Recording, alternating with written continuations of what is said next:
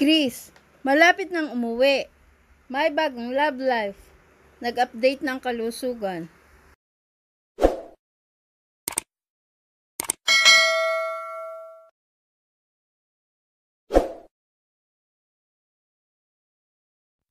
Sa panayam ni OG Diaz, nilina ni Chris Aquino at ng bunsong anak nito na si Bimbi na matagal nang hiwalay ang napabalitang boyfriend nito na si Batangas Vice Governor Mike Libiste.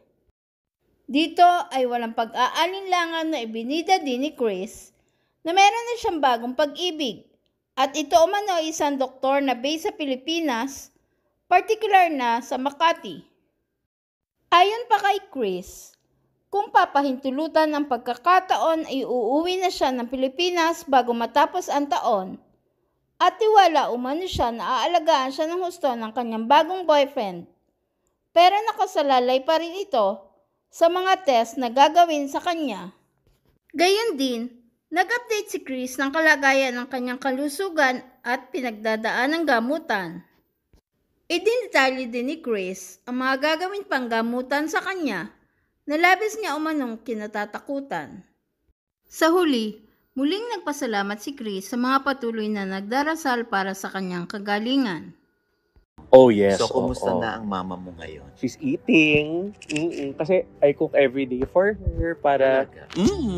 Kita mo, there. We're cooking spaghetti and pot roast for mama. Mom is the type na don't force her. Kasi, alam mo naman, she'll slowly but surely, she'll accept it. She'll accept and what you're gonna give her. Mama, please eat this. Konting lambing lang also helps. At syempre, all-out support naman si Bimbi sa kanyang mama. Ikaw din, sa Tito love Oji. life. Yes, talagang I always pray for her. At saka Tito Oji, Lalo na pag nagsisimula church ako, talaga nakalista si thank Maring you. Christian. Tsaka Tito Oji, I just want to thank you talaga na every, ichika mo na, dali. Favorite ko yun eh. You have something to say about mama and you have something to pray about mama. So, bait naman ang mama mo. Minsan lokarit pero mas nangyayari kabaitan. Oo, ganun naman ang... Nag-agree naman ako. And I agreed. Quiet na lang. Anyway, so Bimbi, kumusta na ang puso ng mama mo? Alam ko naman na ang puso niya ay nahihirapan sa kanyang karamdaman, pero yung pagdating sa pag-ibig, kumusta ang puso ng mama mo? Now, mom's peaceful lang. Peaceful, steady, so, at peace yan. Kumusta na sila ng ni Mark Libiste? He has always been respectful. He's always been nice to me, my brother, my family in general. But since before mom's birthday, they're not together na. Wala na sila. Wala na. You know, pag long distance, syempre, mahirap. At saka, just a lot of things. Lot of things happen. What went wrong? Kasi nga, di ba, dati nababalita din na break na sila, tapos hindi naman pala, nagkabalikan, break ulit, kabalikan. So ano to, final na, nawala na si Chris Aquino, ang iyong mommy at si Mark Libiste. That's up to mom to decide. That's up to mom to say. Well, sa tingin ko, yeah, wala na. Kasi, it's really, for me... Ano ba sabi sa'yo ng mama? Wala na. Talino nito. At syempre, try to be polite, of course. So, wala na sila. Wala na. Bakit wala na? Dahil may bago na? That's up to mom to say. And sa tingin ko, yeah, that's up to mom to say. But, Yes. Meron. Pwede. Meron. Siyempre. Meron na ang mama mo. Yes. He's a very good guy. Very good guy. Okay. Non-showbiz. Non-showbiz.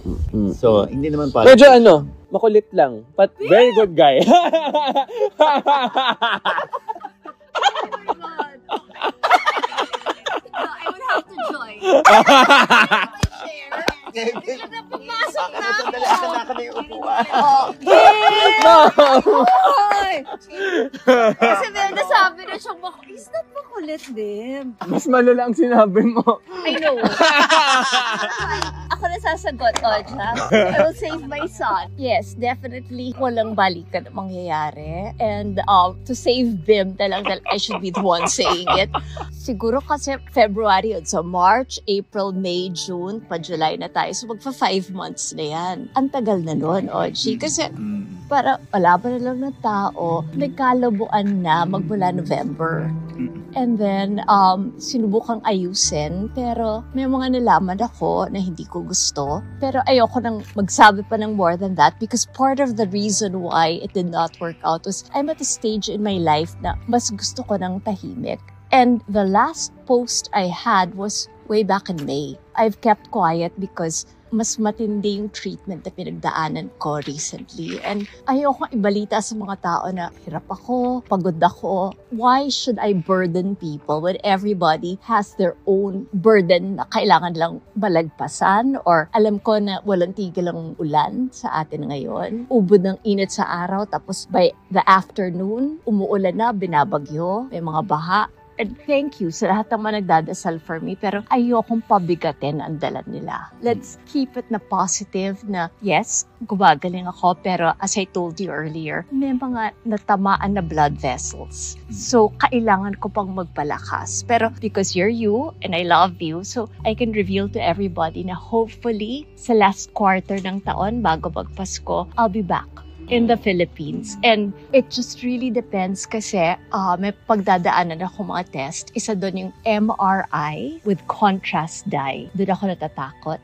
Kasi yun yung test na hihiga ka, papasok ka, tapos pero parang malaking machine na gano'n, tapos maingay siya. Kahit bigyan ka ng noise cancellation, maririnig mo pa rin and you're there for close to 1 hour. Pero merong isushoot sa'yo na may kulay yung dye, tapos sa buong katawan mo dadaan yan. May fear ako kasi the last time I had that done was way back 2019. Ang mga allergy nag-evolve. Pero inassure naman ako na kaya ko daw kasi kung na-survive ko yon and bago kami umalis ng Pilipinas, so this would be 2022. Nakapag-PET scan na ako. Yun yung para malaman kung may cancer ka. Clear ako doon and kinaya ko naman yung in-inject sa akin ng panahon na yon. So, eto ngayon, it's very similar daw yung i-inject sa'yo and makikita magla-light up yan sa screen kung may mga blockage yung mga vessels. And if I clear that at kinaya, then pwede nang ituloy sa Pilipinas yung treatment sa akin.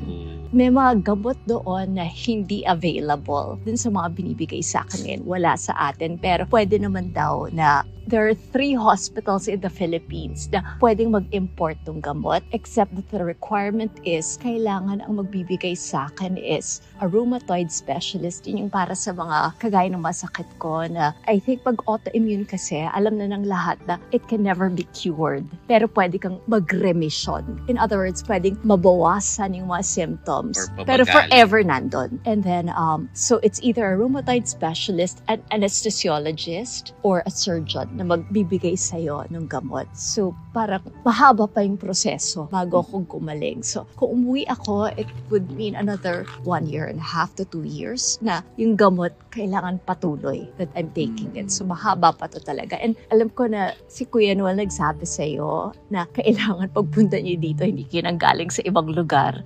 Kasi nga, right now, wala akong panlaban sa ibang mga sakit. And to save him also, kasi ayaw niyang magsalita doon sa love life ng nanay niya, which is good. Oo, tama ko. Hindi sila nagkasundo nung ex. You'll say that, Mama? I did, yeah. Okay. And hindi niya gusto eh. So, okay, Mom. Why?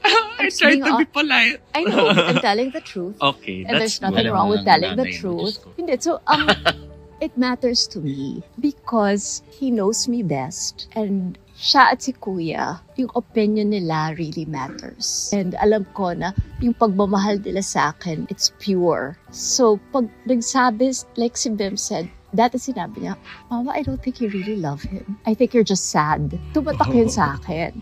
And sabi ko, yeah, it's true. I feel that we both tried, but I think yung tapa yung sinabi ni Bim also. And I'd like to say na we're still friendly, pero at a distance na. So meron bang pagkakataon na pumupunta pa rin dito para suyuin ka? Kung sumusubok man, sarado na yung pinto. Ano to, literal o Yes. figuratively? Both. Literal and parang Literally, figuratively. Okay. and wag na natin kasi Okay. magbumukha naman na nilaglag ko pa. So wag na lang. I wish him the best and I'm sure he also wishes me well, but I wanted to clarify lang kasi people might have the wrong impression. So it's been 4 months and maybe more by the time this airs, and gusto ko mag-move on, and I think I have, and I never confirmed publicly. Sa kanya naman ang galing lahat. And yun ang hindi ko rin gusto na, di ba, parati na lang sinasabi na ang mga artista daw or mga celebrity, umaamin lang pagtapos na. So, siguro ang maganda, hindi rin naman ako nagsalita nung kami. Ngayon, parang sabihin ko na lang na, kasi patuloy pang may mga lumalabas. And Na kayo. yes, so sana tumigil na. And wag na lang siya tanungin din kung kamusta ako kasi hindi naman niya alam kung kamusta na ako Kung talaga. anong lagay mo. Kasi wala nang communication apart from thank you, God bless. Nasabi ni Bim kanina na may bago ng love life ng mama mo. Yes. And May bago ka ng love life. hindi naman love life, but it just flowed. Nangyari. And he's a doctor. And I think that's part of the reason why it was easy. Kasi alam niya kung anong pinagdadaanan ko. And he's part of the reason why I'm confident na pwede akong umuwi. Kasi alam ko na there's someone who will help in taking care of me. So obviously, by saying that, alam na nila na he's a doctor based in the Philippines. Oh. Oh, From Mom. what? I love you. From what area in the Philippines? Wag na yan. Tita. Makati. Okay. Oh, it ends there. Makati. Okay, Mom. Ang laki naman ng Makati, Bim. Ay, At oo. maraming ospital in Makati and in BGC. Okay, Mom. So may dahilan, Mare, para... Can I just say na may malaking gap naman. Hindi naman sila nagkasabay. Oo, yes. At hindi siya ang dahilan kung Walang bakit. overlap. Oo, walang overlap at hindi siya yung dahilan Okay. kung bakit hindi kami naging okay.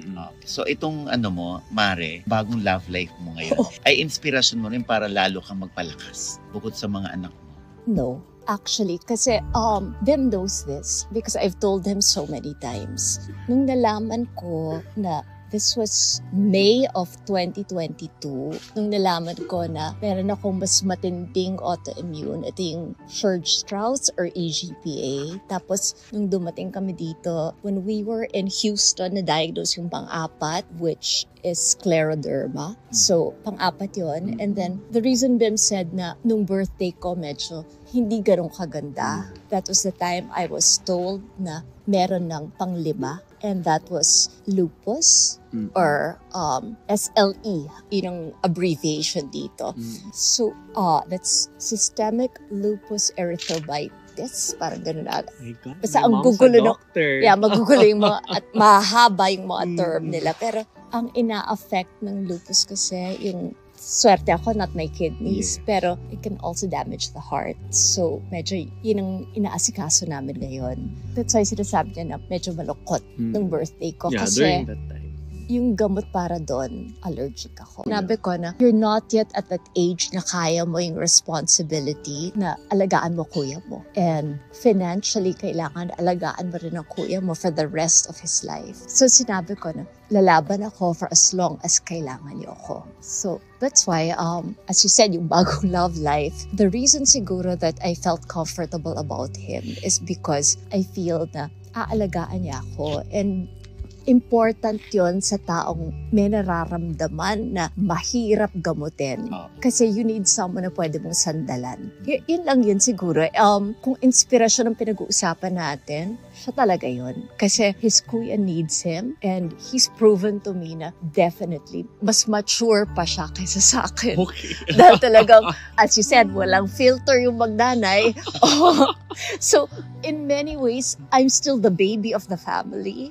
And siya talaga yung, even siya yung youngest, may maturity na siya talaga. Thank you, Mom. Pero I always tell him na, Bim, we're blessed because I'm alive. Oh, yes.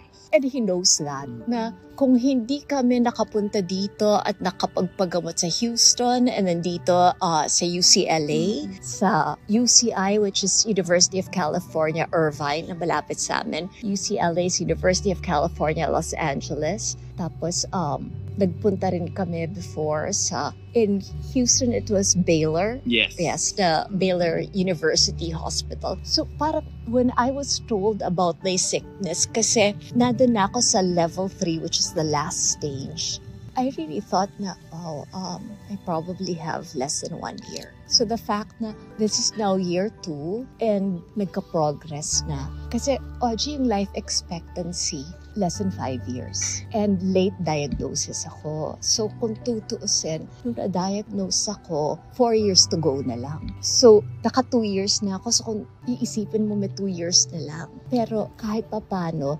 napigil nila yung progression. And nakwento ko naman sa yung pinagdadaanan ko every other week na sinasaksak sa akin. So, I'm very grateful na buhay pa ako. And I think I owe it to all of them. That's actually why sabi ko, pupunta na nga ako. Sasama na ako. Kasi this is my opportunity to say thank you. Sa'yo, sa lahat ng ibang mga hindi man ako kilala, pero pinagdadasal ako. And gusto ko lang sabihin also na I think I am proof na wag ka lang mawalan ng pananampalataya. I think that was the word the Bib was looking for kanina. Na yung faith mo, yung tiwala mo sa Diyos at sa mga nagdarasal para sa'yo. Sa akin, swerte ako, napakarami nila. Pero for others na yung pamilya ninyo, yung mga kaibigan ninyo, basta nandun sila at talagang panatag ang loob nila na naririnig ng Diyos yung dasal, you're gonna make it. Kasi you just have to believe. Pag sumuko ka at hindi ka naniniwala, dun ka malalagot. Pero sa akin, I'm holding on to that belief na bago matapos ang September, nandiyan na ako. Please subscribe and hit the notification bell para ma-update kayo sa sunod na Showbiz News.